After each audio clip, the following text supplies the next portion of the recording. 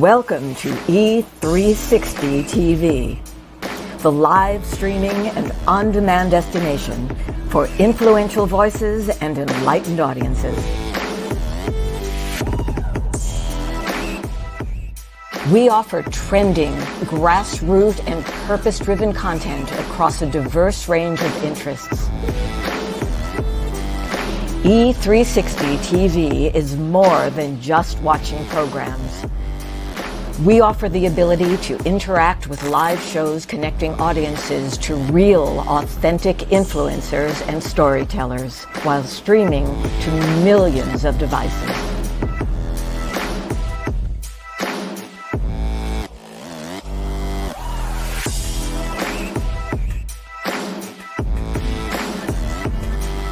Real experiences. Raw conversation. One destination for it all. E360 TV.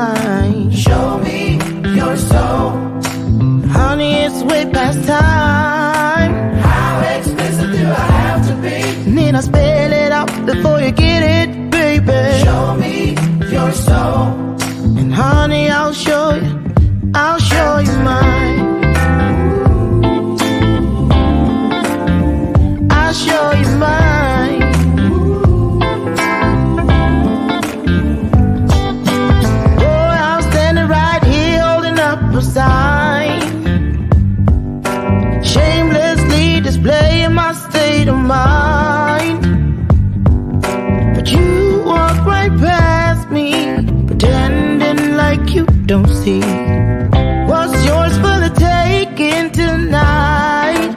Ooh, show me your soul, baby. I'll show you mine. Show me your soul. Can't you see it's way past time? How expensive do I have to be? I mean, I spell it out before you get it, baby. Show me your soul, and honey, I'll show you. I'll show you.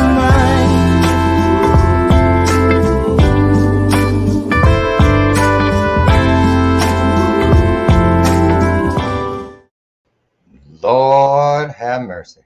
Shaking my head.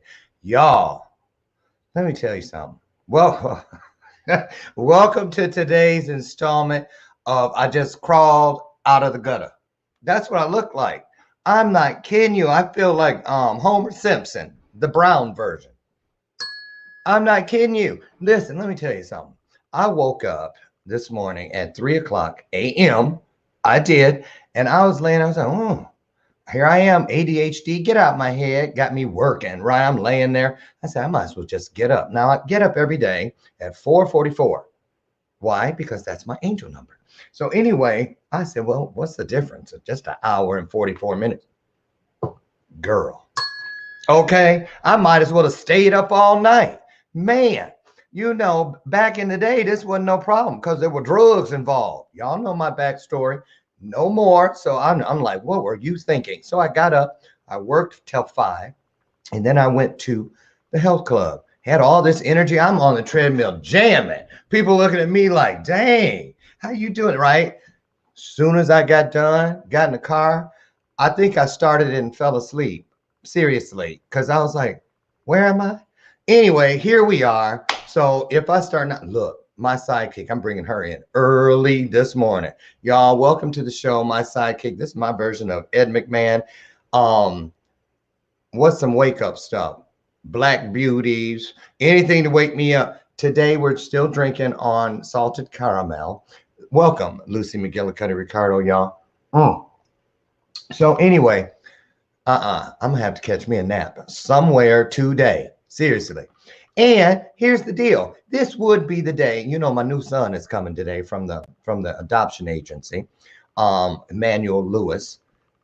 My new grill, because it's a Webster. Get it? A Weber.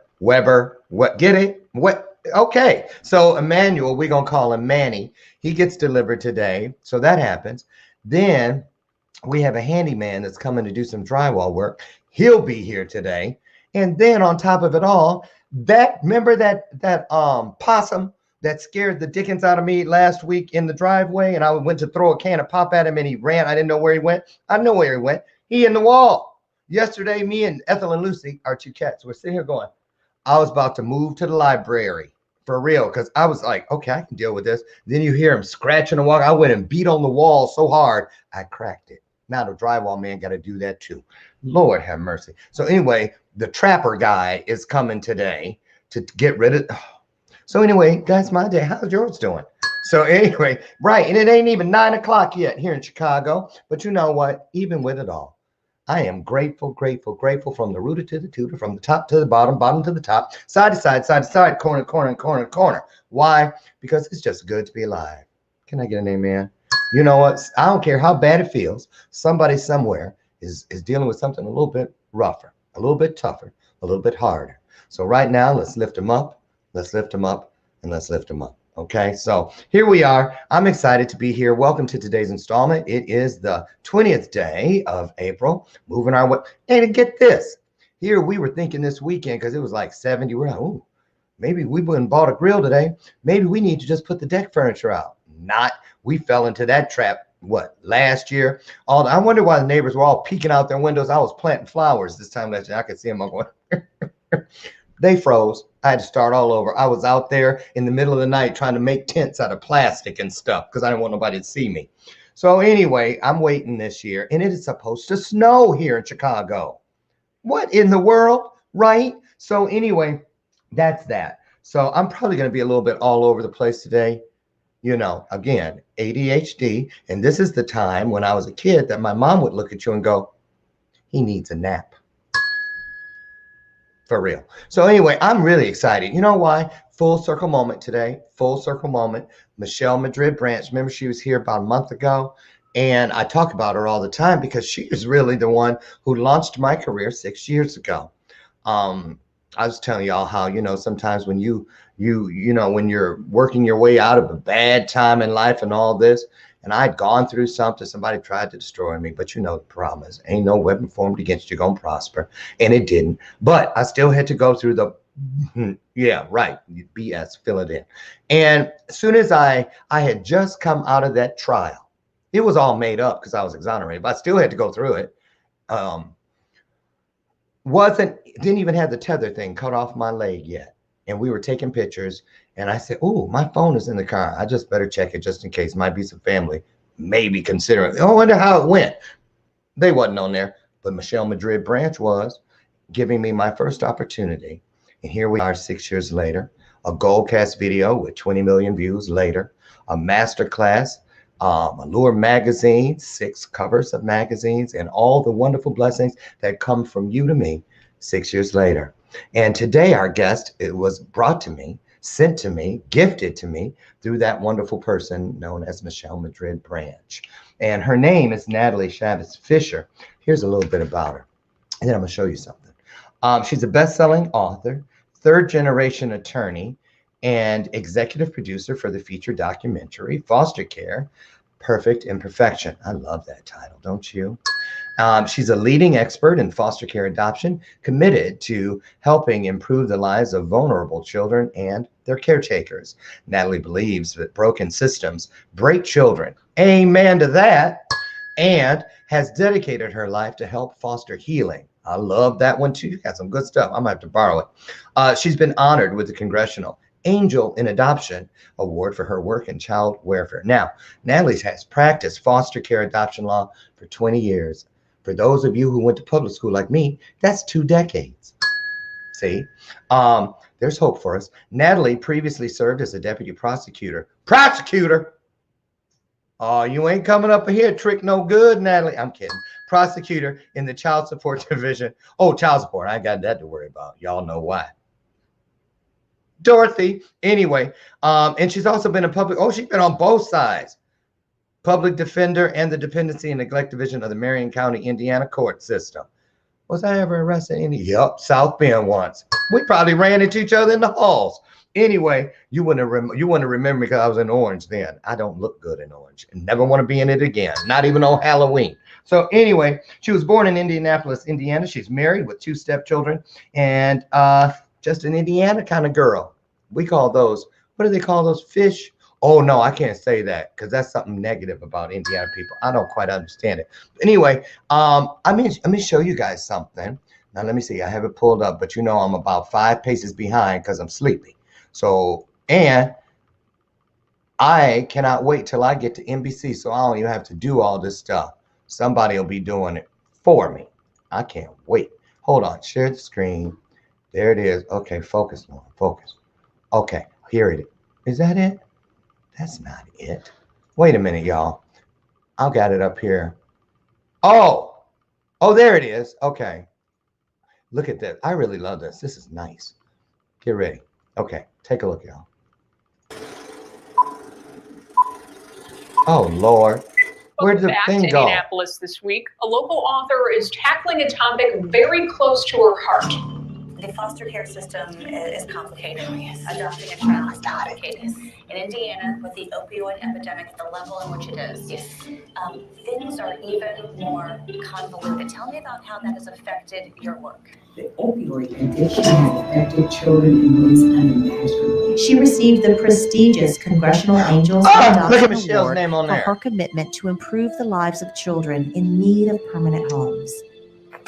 Natalie is the author, as well as an attorney, of a book called Adopting Tigers. So we're going to talk a little bit about practice and then talk about the book itself.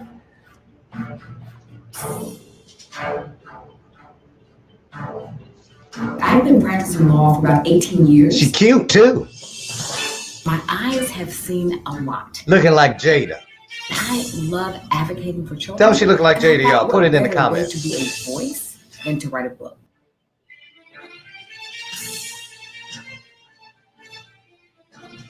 Now she know good and well she didn't use that typewriter. That she knows she didn't use that old typewriter. She need to quit playing, y'all. Oh. You know what? The majority of the work is rewarding because by the time it gets to me, there's sort of a happy ending. So all the painful stuff for the most part is done. So we do all the work, we get to the final hearing, we clap, we hug, we celebrate, and it's actually wonderful. Oh, I got chills.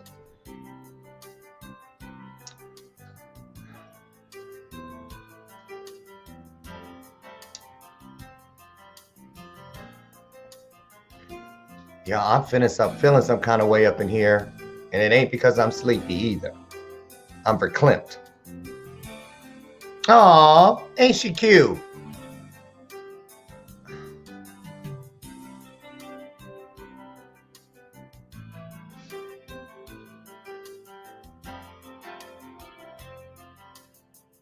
She knows some people too, don't she? Uh-huh.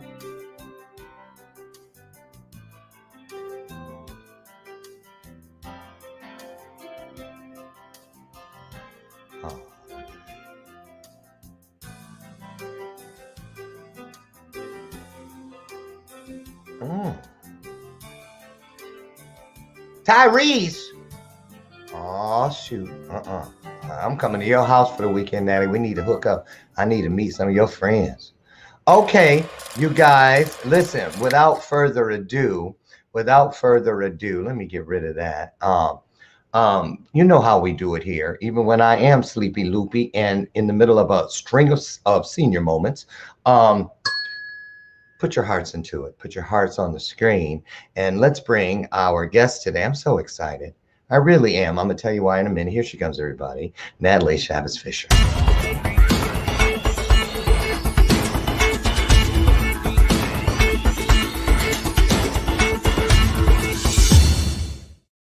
Good morning. Good morning, Laura. Good morning. You picked a good day to come up in here. Let me tell you what.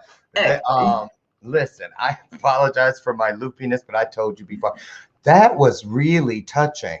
I'm going to tell you why, Natalie, and then I'm going to let you say hello to everybody. Yeah. You know, I've had people on the show before talking about foster care, foster kids, allies, some of everything, but never this back view from the legal side and the people who fight for the rights of children. And I'm going to tell you, when I saw those pictures, it triggered me, because I remember when they took me in the chambers to explain to me what was happening and how that Judge Zoe Burkholz, I'll never forget her, took her robe off and just sat across from me, knee to knee, held my hands, and told me how Larry's life was going to be different from then on.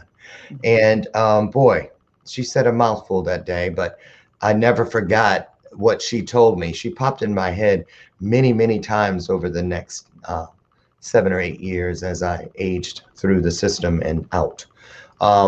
So I'm just so grateful for you being here and for the work that you do. So say hello to everybody. Tell them a little bit about yourself that I didn't.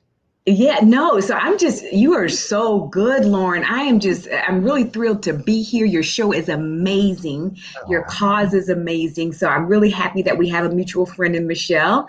Yeah. So thank you. Thank you for having me. Of course. Yeah. So one of the things, I mean, you kind of hit on it. I mean, one of the great things about being in practice 20 years is I get to see cycles, right? So I get to see a beginning and an end. So I get to see where a foster child started off sort of, and then maybe ended up into adulthood. So I constantly have children coming back into my life, sort of giving me a report.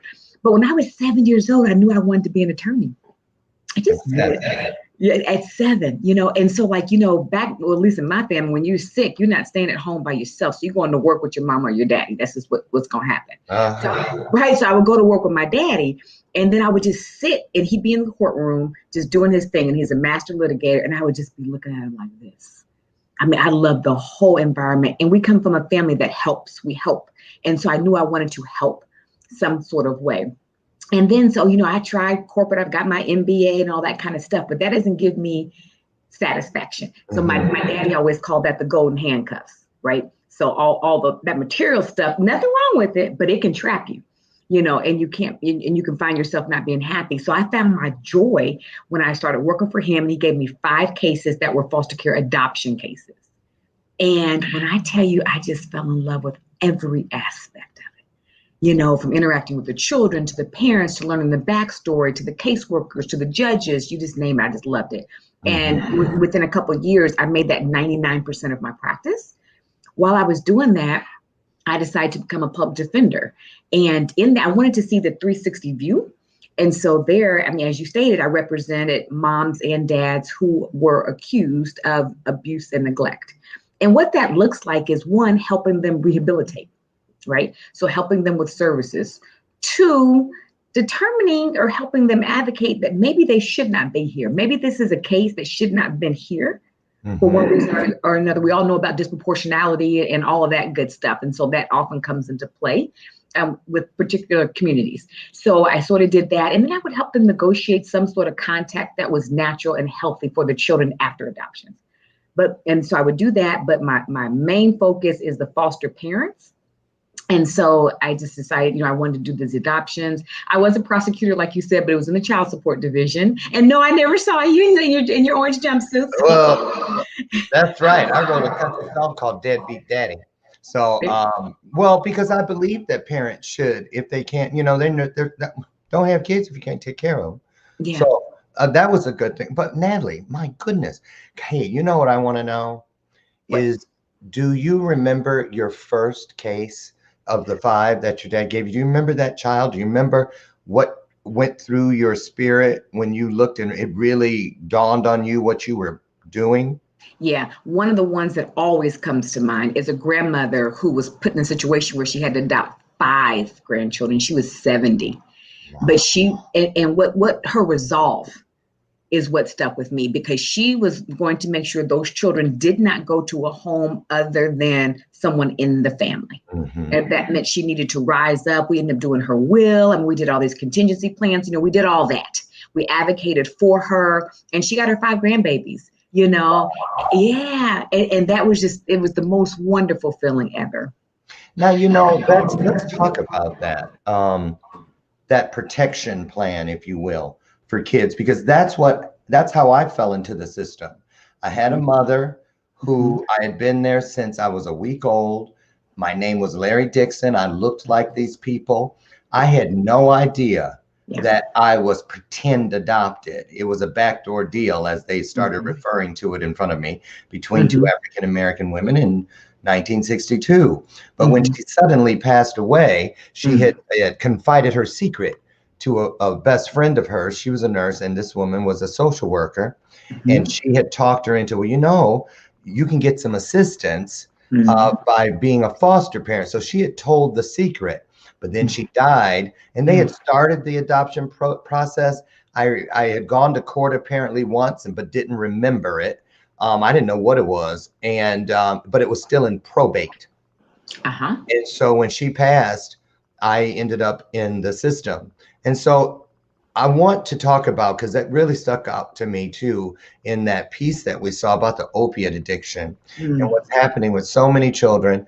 And let's talk about the family members that are on the perimeter, on the fringe, and they see something happening in there with a mother, a father, or both. Do people wait until they're up against the fence and something, you know, because you know with drugs and stuff, and only 3 ways it can go: institutions, jails, and death. And so when should a family, when they know that somebody's in there, they're not trying to get rehabbed, they're not doing anything, what would you suggest family members do to start protecting those children ahead of time? That's right, ahead of time, so that you don't necessarily want the Department of Child Services or in your respective state to be the one to be the intervener. So to come together as a family, have a family meeting, say who can do what, you know, and how can we at least get guardianship though. You need to at least get guardianship. The reason you need to at least get guardianship is because if there's no legal custody, if you've taken a child in your home, then social services can come in and take the child, right? Because they're interested in that legal relationship. So that's really, really important. And sometimes parents think that's just like, you know, the biological parent signing a form and it being notarized. That's not legal. That's not a legal guardianship. So that's a misconception. So that has to be understood. So I would say, you know, come together as a family, decide who's going to do what. So let's just say it's grandma that's going to provide the major caretaking. Then maybe can uncle take this one to baseball practice or be in charge of activities? You know, can auntie be in charge of tutoring? You know, I would just say come together, you know, because there's no great burden on just one family member, and it's doable, particularly if there's more than one child, you know, involved. So those would be the things that I would recommend. And there are cases where sometimes, and I have a case, I know you're going to talk about the documentary in a little bit, but there's a grandma there who had to call social services on her daughter and the child. That's what she decided to do. To protect the child. The child stayed with her. Because the mother was not giving the child up, and that mother was strung out on heroin and meth and some other drugs. So, you know, every case is sort of different, but I think if you can sort of preempt it and get to a point that you can handle it before social services, that's the best. In this case, this grandma does not have a support system, and she just could not do it on her own. So, and this documentary, there's so much. We need 3 hours with you. With, of course, I need a nap in between. But, but so today, are there resources out there where, because a lot of people are afraid to open up about internal issues like you just described inside the family, because they know once you let the state in or this and the other, you know, then they're just that's it, you know. But where do people go to find out how to start doing the right thing like you just described? Do they call an attorney? Where do they go? They can call an attorney. A lot of churches have outreach programs just for family or just for children or just for foster care. There are a lot of churches that have a really robust foster care ministry, right? And that's a safe environment. That's not going directly to social services. So those would be the places that I would start, actually. Because, you know, people are afraid, Natalie, that if I tell somebody this, they're going to call those people on me. That's how they say it in our culture, you know. Mm-hmm. Mm-hmm. And I don't think that I mean, I get that. Yeah. But I think we need to do better with safe and viable resources for people where they can go and without fear of, you know, doing what I just described. So let me ask you, this opiate addiction, so because it seems like it's always been here, crack and stuff go all the way back to the early 80s, even before. But when did it really blow up and you saw an influx of kids just flooding the system because of these addicted parents? You know, oh gosh, I would say, and this is the difference, well, what I'm told, because I'm not a medical expert as it relates to opioid, that overdose and that addiction has a hold like none other. And so that's a harder one to recover from. That's a harder one to go to rehab and have some, not that there's no successes, but that's a harder one to have success with. And so for me, I'd say about 7-8 years ago, you started seeing a gradual. And then certainly 5 years ago, it's just boom, like boom, this is what it is. You know, because of the opioid addiction, children are, of course, left unattended. I mean, how many times we heard about a baby 2 years old, going down the highway with a diaper on, or knocking on somebody's door at 3, or a 6-year-old taking care of a 3-year-old. It's because of this. So that's kind of when I've seen the influx. Mm-hmm. Yeah. I'll never forget it. When I was in high school, I was like maybe 6 months from graduating, and I worked at a VNA place as an orderly, right? Visiting nurses. And there was a baby there. His name was Horatio. I'll never forget him. He was about 18 months old, and they had him in a metal crib with a helmet on his head. And his little teeth and stuff were all broken, and and they said that they had figured out that I'm telling you, this is what they said. He had been on his own. They figured since he was 10 months old. How did they tell that? Because of the calluses on his knees and his little hands. Wow! And he was out eating and living for months as a baby. Surviving. And he was like wild. He would jump around and hold on to the things, and I would just sit there and talk to him, and but he was still a baby in there, and it would come out. But I'm gonna tell you something, Natalie. Why I feel that was so important to my experience, because at that time I was still holding a lot of anger. I thought I had the worst. Because and when I got in the system, that started to change immediately, because I saw kids that had never been in a real home. Many of them had been born in prison and stuff like that. And there was a 3-year-old I met that talked like he was 60. He was like an old man, you know what I mean? And so it's just, is it getting any better? I mean, here I am, 59 this year on the 4th of July. And when it comes to the trash bags, the kids being handed trash bags, how has anything changed? We live in a broken world, right? And we're broken, and broken people break people, broken systems break children. I don't know that we're going to ever just totally extinguish, the situations that cause these children to be in foster care. I have seen some progress. There's a concerted effort with children who are aging out of the system. I'll say that. Okay. So I've seen, tons more social services, whether it's, sort of college prep or independent living prep and things of that nature. And I've seen some successes in that area. Every state at some point in time has a sort of revamping of policies, and, there's high case worker turnover, as I know so every state is tackling that and trying to fund issues. So you see, what hasn't changed is the hard work to combat. And I just think that the more people we can sort of recruit to advocate, then the more of an impact we can have. I agree. I was just thinking, there's so much going through my head right now. I can't believe it. Yeah. I remember, I was one of the first 3 kids in Michigan in 79 to go into the pilot program for independent living. Okay. And thank goodness, because I didn't know what I was going to do or where I was going to go. And I'm glad to hear now that, and that is some positive change about getting kids prepped for school, because I couldn't go to college back then, even though I'd gotten accepted, because there was the FAFSA. What was it? FAFSA? Yeah. The FAFSA. Mm-hmm. Yeah. And on there then, you had to have your parents fill out tax stuff. And when the state's your parent, there was nobody to do it. So it was either the military, but I went with people and then the military. But now that's changed a lot. And kids are, they have a lot of resources for that. So that's great. But let's talk about this documentary. What's the name of it? So it's called Foster Care, Perfect Imperfection. And how did that come about and why? What was your premise for that? So, I've been going around talking about foster care for quite some time, and I find that there's just common stories or common questions people have, common information people want to know. So I said, well, how about I just put it all sort of in one platform and just communicate it. And then I wanted, instead of one particular person to be the central focus, I wanted the entire system to be the central focus. I just wanted to show different aspects, and I wanted for every viewer, it's going to land differently, or different parts will land differently. So I liken it to taking an aspirin.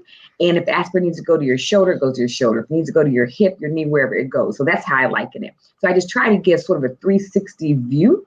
And it's interviews. I've got the Indianapolis Colts general manager and his wife, who adopted their cousins out of foster care. The grandmother I told you about, a state legislator, just a judge, another attorney, just other people, just kind of, trauma-informed experts, all that kind of stuff, just to talk about the system. And I do it for a lot of reasons, besides the ones I've already mentioned.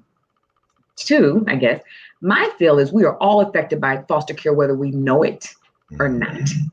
We just are some kind of way. We're all affected. Whether, we have a coworker, right, who grew up in the foster care system, or our grandmother unofficially took in a child that was not part of our family, or the brokenness that we have, often we spew upon children, and we all have a call to action, so we all can do something. So I always say, you can just smile at a broken child. Right. And so that makes you part of a system, because you influence the children by how you interact with them. So, and then not to mention all the mentors, the educators, the school systems. I mean, we're all touched, by it. So I just wanted to communicate that message, and I'll continue to communicate it in whatever form I can. I think that's wonderful. I'm so grateful for you. Let's take a look at the trailer, can we? Oh, yeah. To give people an idea, you guys take a look. For children in particular, they need protection. A child that we consider vulnerable is a child where some of those protective factors have been pulled away for whatever reason. After the age of, I believe it was 7, a Black boy is highly unlikely to get adopted. We want to prevent these children from going deeper into the system. What people need to understand is these kids just need a chance. Because of the opioid crisis, there are a lot of grandparents taking care of their grandchildren. The person dies of an opiate overdose every 34 minutes. We're to be there to support our children when they have children. We're not to raise their children. And in the process, they're destroying 3 generations.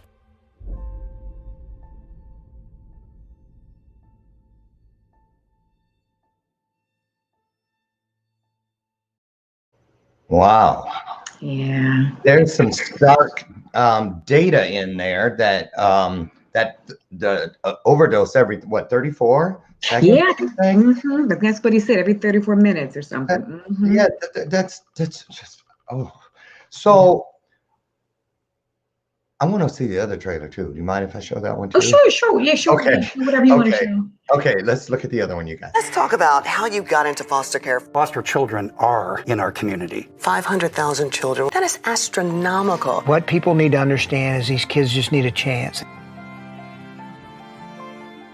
Our lives could look different, and our children's lives could look different as well. How do we watch the full documentary? So it's on Vimeo, Vimeo, and you could just Google the title, Foster Care, Perfect Imperfection in Vimeo, and then it'll show up. And then a lot of states will allow it for alternative training hours. Okay, so they watch it.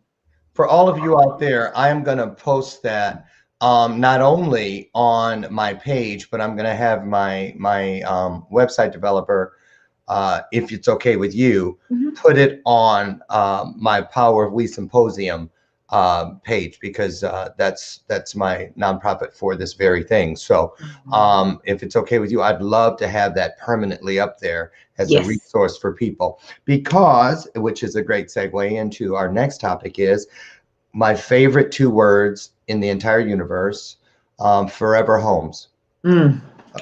Forever homes. Talk about what that means to you and what you've seen it mean to so many children that have crossed your path. Whew. What it means to me and so many children is I get to relax. I get to exhale and know that this is where I'm going to be, that I don't have to put on and sort of just be on and not make, a mistake, and then, because that mistake be removed from this home, I can just flourish and I can go back to being a child. And I liken that. I think of a young lady who did just that, and she ended up graduating from high school early at 17 and got so many college scholarships she could not use all of them. Wow. Right, because she finally just got to, so I say relax, but to just exhale and be like within her age range, be who she's supposed to be as a child. A kid, be a kid. So that's what a forever home means to me. Yes. So a lot of people have a fear, that's for lack of a better term, a fear of bringing a foster kid into their home. A lot of people think that all foster kids are damaged. And I used to really take offense when I would hear that. Because, you'd hear them talking, caseworkers talking to the foster family sometime about who was coming. And they say, well, she's a little damaged. And I was like, I wonder if they ever say that about me. Because I always thought that a fender on a car or a can in the grocery store up front for easy sale, a dent, scratching dent, was what damaged me. I now know that I was never damaged. I was merely wounded because they healed. That's it. Because they healed. So if you could speak to, a lot of people don't see themselves as a perfect fit as a foster parent or even an adopting parent. But what would you say the number one quality is in a person who has the unconditional capacity to love and has a lot of love to give, that may not think that they could qualify? Maybe I don't make enough money. I don't have enough education. Maybe I live in the wrong neighborhood. My house is too small. I already have 3 kids. I'm single. Talk about that. Is there like a template for being? There's not. It's what you said, that unconditional that unconditional love, because what that unconditional love does, not only does it allow you to pour that love into the child, but it's that sort of gas in the engine that will have you take a course, on trauma-informed, care, or will have you talk to a caseworker about some alternative ways, because I see this child in my home every day. So I have some suggestions as to what we need to do, what this child needs. And it gives them that fuel to do that, gives them that fuel to navigate through a system. But from my perspective, what I always say is listen to your inner voice, and if you have any amount of compassion and caretaking, your heart will make room. You know what I mean? If you already have that unconditional love. So there's no, in terms of a home, you just have to have food, have food, have shelter, have electricity, have a free bed, and there's all kind of service providers that can help you navigate. But it's a noble, it's rewarding work. Yeah. I consider it God's work. Amen. Kingdom work. Kingdom work. So if a person is interested in finding out how they could possibly enter into being a foster parent or adopting, are there community resources where people can go and say, and they can be taught, or they can get a manual or something on, this is what you need to get in order, get your ducks in order before you come and say, I'm ready? Is there a place for that?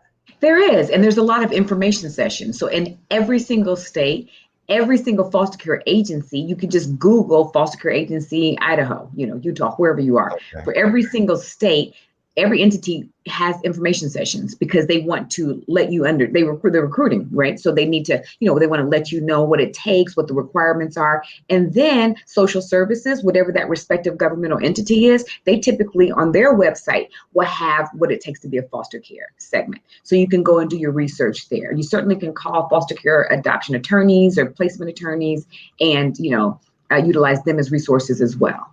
Now here's something.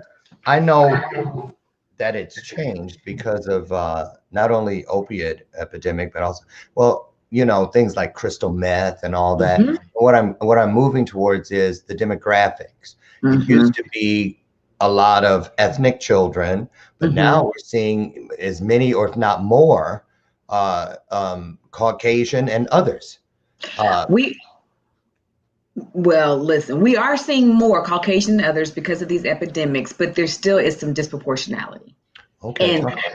And that may be because of unconscious bias, because see, every case that's investigated doesn't end up in the system. Let's just remember that. You know what I mean? And it could be a socioeconomic bias as well. So sometimes similar situations and different sort of frameworks are treated differently. That's just a reality. That's something we have to fix. And we got to fix it. That's a great point. Do you mind if we skip the commercials today? Sure, we do. It's your show. Do what we do. Actually, I'm going to do one because we're talking about the opiate addiction, and I have a sponsor who's got a rehab for women. So, and she just came aboard this week, so I'll get to show her commercial for the first time. I think it's very fitting. And then when we come back, I would love it if you could start leading us into this book. It was not at all what I thought at first glance. Then I got into reading about it and I was like, wow, this is pretty cool. And so when we come back, we're going to talk about the book, Adopting Tiger, and what prompted it and what Natalie Chavez Fisher hopes to accomplish by getting that book into our hands. We'll be right back. Don't go away.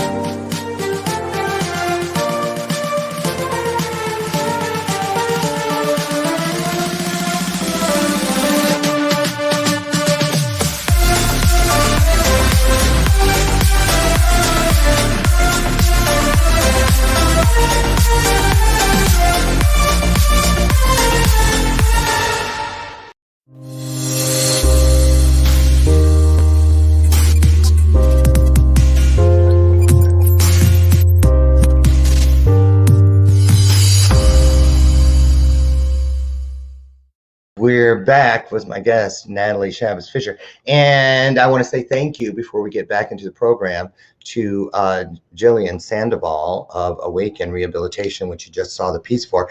And I really enjoyed creating that spot for her. I do all the commercials for all of my sponsors.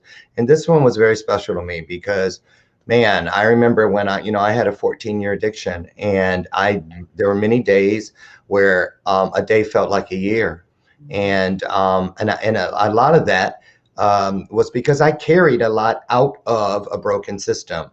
I tell people all the time from the stages, when they handed me that garbage bag that first day, I carried that thing with me for almost 4 decades, always reaching in at a different decade at some point, hoping to find something different inside. It was when I put the bag down and reached inside myself that my life began to change. So take that with you and receive that. So we're here today with Natalie Chavez Fisher, an attorney specializing in foster care, and she's the producer of the documentary, which we saw a little bit of earlier, Foster Care, Perfect Imperfection. I'm going to get that on my pages so that you can check it out in full. Now, let's talk about the book, Adopting Tiger. Tell us about that. Oh, yeah. So it's a short novel. So I call it a short novel with a big impact. Because it's a lot of twists and turns. So basically, it's two families attempting to adopt the same foster child, and the foster and the foster child is Tiger. And so what I did is I took my nearly at that point 20 years experience and sort of put it together and put it into each character, into each plot. And so it takes you through like what each family is going through, and who ultimately you find out who gets to adopt Tiger. But the key is Tiger doesn't have a voice. And so many children in the foster care system, right, do not have a voice, which is why we do this. We are the voice. So the book is showing that these children are often voiceless. And it's adult issues that he's a victim of, So characters within the story based on some real life people? Oh, yeah. Changed to protect the innocent? Yeah, change to protect the innocent. So Mama Paula, I can just say, she's just like every phenomenal foster mother I've ever come in contact with. She's a compilation of that. She's sort of his respite provider, and sort of that play grandmother. So, that's one I can reveal. But no, every character is a culmination of something my eyes have seen. So what was your goal? What did you want people when they read that last chapter, hit that last page, and you close the book, and sometimes you just hold it here and you just reflect over the experience, and I can already tell, Natalie, I can already tell that it's one of those books that when you finish it, you instantly begin missing the characters because you've grown so close to them. So what was your dream for people who have read the book? To have an impact and to start a conversation, and really for each one of us to see ourselves somewhere in the book, right? Because many of us have an unhealed child inside, right? So, let's just call it a foster care book, but this is a book for people, for human beings, so that was sort of the purpose of the book. And that was certainly my goal throughout the entire writing process. And the thing of it is, I didn't know how to write a fiction book. I had to take, this message is so strong inside of me that I decided to go take classes and get in critique groups to critique the writing and whatever I needed to do to hone in and fine tune it. It's what I wanted to do. But there again, it's a book. A lot of states have approved it for alternate learning, because you get to learn about a system from within the system. From within it. It's very unique. And I think it's wonderful. Now, can people get the book from your direct website, or do they need to go to Amazon? They both, either or. They can go to my direct website. Yep, chavisfisher.com. Thank you. Oh, that's how you say it? That's all good. I'm used to it. Chavez like Davis. Chavis. And I was saying, I was like, ooh, she must be married to a Spanish guy. Well, it is Portuguese, but listen here, it's my blood name, but it's Portuguese. Okay, so I wasn't so far off. Okay, you went too far. School, y'all, public school. Right. No, possibly in Portugal, they may pronounce it that way. So who knows? This is our adaptation. So I love it. So now, we just don't know. Here's a little something that can get a little dicey, but I think it's important because I've had several calls from viewers, literal phone calls, asking me what to do. And it's like almost you want to do like grandmama say, my name is Jess, don't put me in this mess kind of deal. And here it is. Let me set this up for you. People who say that they live in an area where they can hear something going on next door or above them, and they can hear what they believe is abuse with a child. And they're like, I don't know if I should call it in, because what if they take the child and the child ends up in a worse situation? What if there's repercussions from the people upstairs? That's right. All these different things. And I have yet known what to do or say because I don't know all of the story. What, from a professional standpoint, would you recommend people do if they feel or have that? Because you said follow your gut feelings, your instincts, your intuitiveness. What is the best way to proceed when you have a feeling that something's just not right involving a minor child? That you follow that gut, and so but they have valid concerns, because another concern is that social services comes out and leaves the child there, and the child faces repercussions. So not just the person who did the calling, facing repercussions, but the child could face repercussions. And so it's a decision that should not be made lightly. But there is an anonymous hotline in every state for just this reason, and if something inside of you is saying that there has to be some help out there has to be some intervention, and I need to be the one to go ahead and make sure that ball gets rolling, that's just what you have to do. Do you remember the last time you got all the way through, however long it took, a month, 4 months, a year? I know every situation is different. Yeah. But do you remember the last time you saw an adoption finalized and you watched from afar and you looked at what you knew was a life-changing experience for all of those parties? What goes through your spirit when you watch that from afar? The same thing I'm feeling right now, not just joy, like that unspeakable joy, like that down deep joy, that inner, that this is why I do the work. And it just, and typically after these hearings, we all clap. When we were in person, we may have cupcakes or celebration for just this reason, so that we can just celebrate this. Let's take a picture with the judge. I've been invited, after to various parties I'll go to, or whatever. Let's just celebrate. But just that joy that's just unspeakable. I think it's just wonderful. Man, I'm feeling so many things today. It's not because I'm tired, because I'm not anymore. I'm wide awake now. I just, I want to speak now to those of you out there, and those of you out there who know people who you hear them say, or you feel that something is missing in your life. And I want you to consider that. How I wish there were words. See, this is where I tell people all the time, you're living within purpose when you find yourself searching for a word that can adequately express a feeling. They haven't invented all those yet. And I am just telling you, just from the times that I was in foster homes, that I still remember everything in the home, the names of the people. I have several families that I'm still in touch with, foster brothers and sisters who, I am friends with their children and them. And then, of course, like in my Gold Cast video, 22 Moms, I say in there, and then there were those who really didn't deserve to have the title mother. But nonetheless, every single one of them played a specific role within my journey. And I'm grateful for each and every one of them, because I don't care how bad it may have seemed at the time, some child somewhere in the world has it worse. Because I'd rather be in a bad foster home than a good bench on the street. Yeah. Or under a bridge, or just where no one cares. Natalie, what do you think we can do if we're, okay, I'm not in a position to adopt or foster, but what can people do to be a part of the solution? They can keep ongoing conversations. They can, if they have a child that is going to an activity and the child has a friend that is a foster child, invite the friend. Because that friend needs a socialization, needs to feel attached, needs to feel connected, needs to feel loved.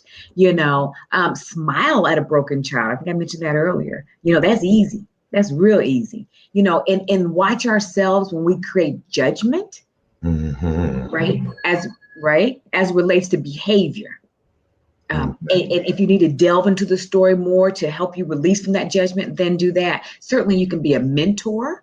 And even if you want to become licensed as a foster parent, but you don't want placements and you want to just do what we call respite, which is like maybe a weekend, like allowing a foster parent and the spouse to just go on a weekend trip. right? So they have to leave the foster children somewhere. And Right. so you could be a respite care provider. So you could do that. You can sponsor a 5K race. You can sponsor an online fundraiser and give to National Child Advocates or give to your local foster care agency. There's tons of reasons. Right.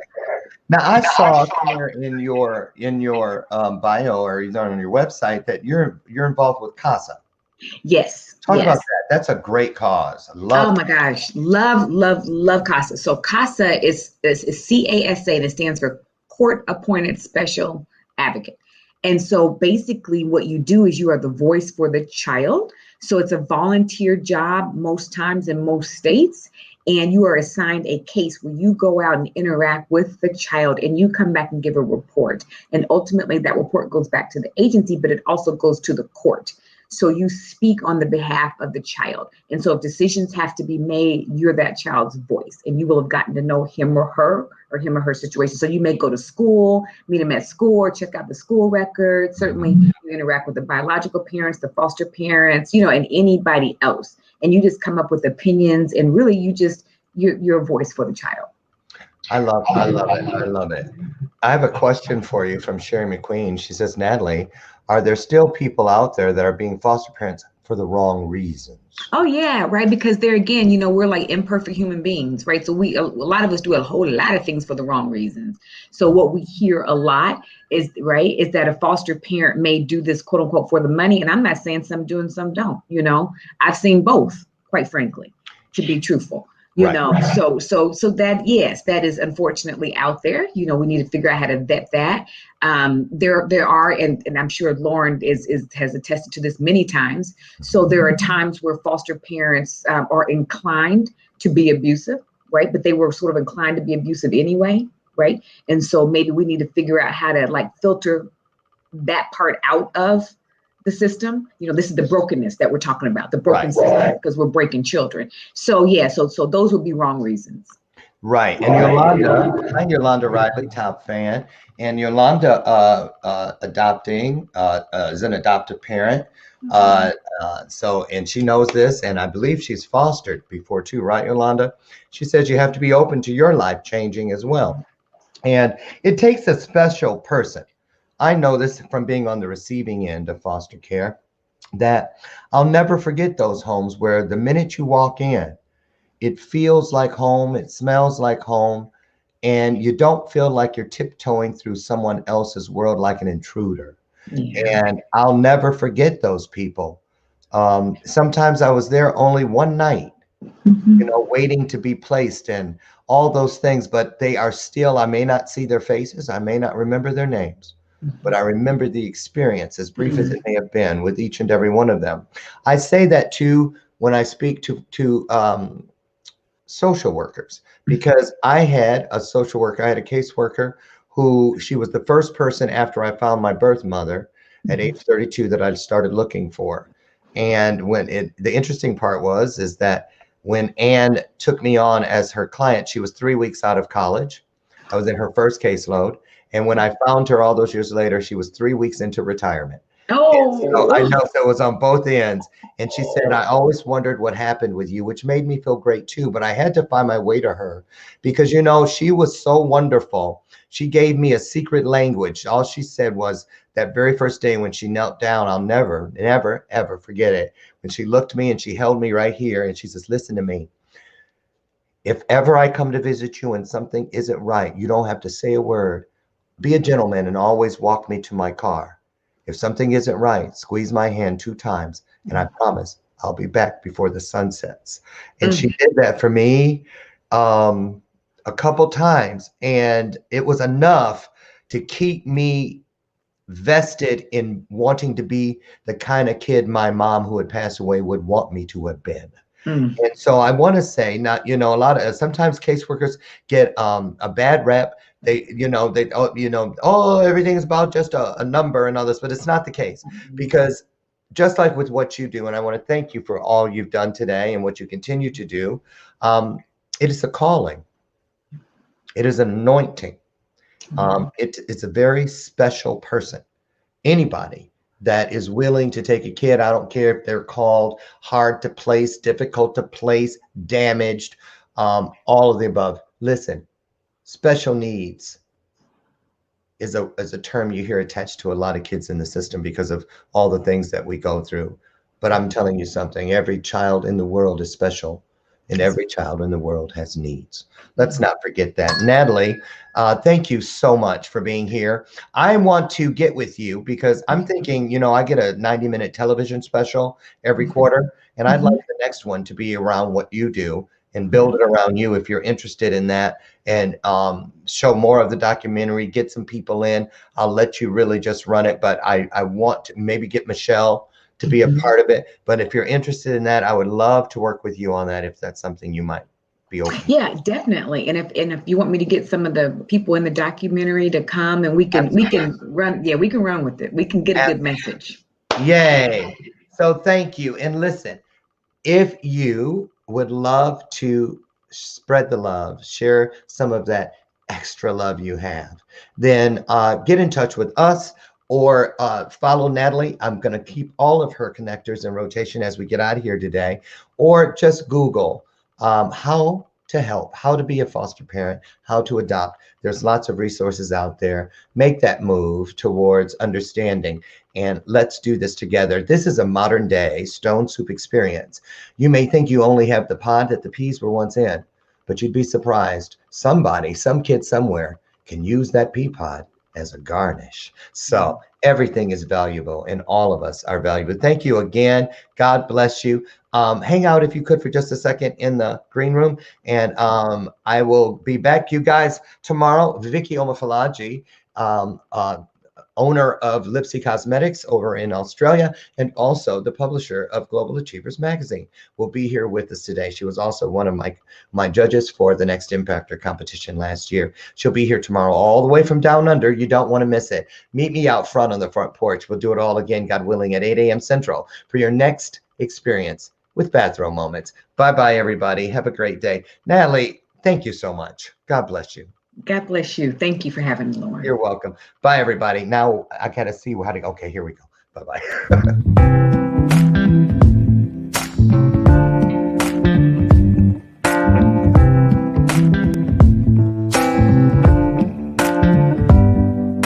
Show me your soul. Baby, I'll show you mine. Show me your soul. Honey, it's way past time. How expensive do I have to be? Need I spell it out before you get it, baby? Show me your soul. And honey, I'll show you mine.